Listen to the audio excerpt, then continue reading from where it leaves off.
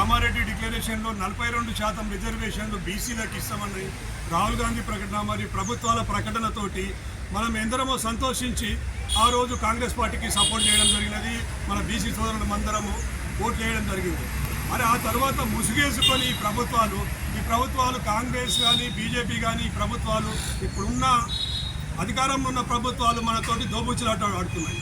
ఇది ఇస్తామని పోతామని, కాకపోతే ప్రభుత్వంలో ఉన్న పెద్దలు కూడా బీసీలు కూడా బయటకు వచ్చి ఇది ఏమింది అనేది వాళ్ళు ఒక్క రకంగా వాళ్ళు నిరసన కూడా వెలిపించలేరు.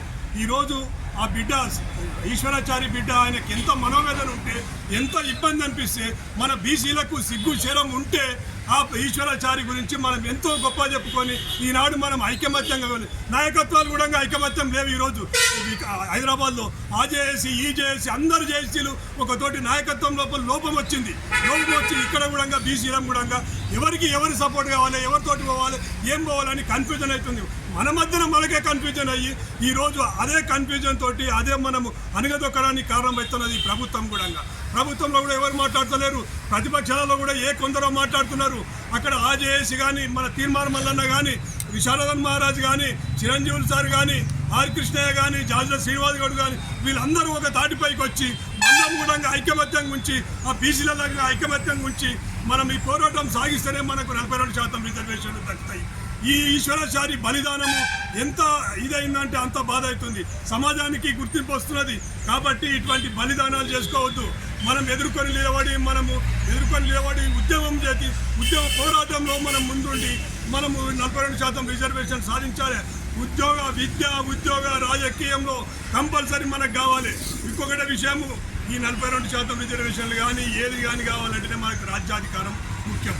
మనం రాజ్యాధికారంలోకి రావాలంటే రిజర్వేషన్లు కంపల్సరీ.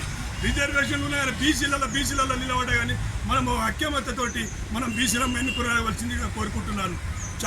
చాలా సందర్భాలలో మనను అణిచివేతకు గురవుతున్నాం. ఎంత అణిచివేతకు గురవుతున్నామో అంత ఎదుగుదల అవుతుంది. కాబట్టి ఇందరు దయచేసి ఎందరు కూడా స్పందిస్తలేరు. ఇక్కడ బీసీ నాయకులు మన వికారాబాద్లో 1000 మంది ఉన్నారు. ఏదో ఫోన్ కాల్కి ఇక్కడ వచ్చి మన బీసీలకు అన్యాయం అవుతుందంటే కూడా ఎవరు పట్టించుకుంటలేరు. ఇదే విషయము కాంగ్రెస్ ప్రభుత్వం కానీ బీజేపీ ప్రభుత్వం కానీ పార్లమెంట్ ఎలక్షన్లు అవుతున్నాయి. పార్లమెంట్లో ఇంతకుముందు కూడా ఉపరాష్ట్రపతికి 300 సీట్లు మన ఎంపీ సీట్లు ఇదైనాయి. ఆ ఎంపీ సీట్లతో కలుపుకొని ఇలా పార్లమెంట్లో స్పందింపజేయచ్చు.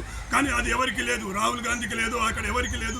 ఇక్కడ రాష్ట్ర ప్రభుత్వం కూడా లేదు. రాష్ట్ర ప్రభుత్వం ఆ రోజు రాహుల్ గాంధీ తోటి ఎలాగైతే ఇది ప్రకటించిందో ఇప్పుడు కూడా పార్లమెంట్లో కూడా వాళ్ళు పార్లమెంట్ స్తంభింపజేసి మన బీసీల గురించి మనకు అండగా నిలవాలంటే కోరుకుంటున్నాను.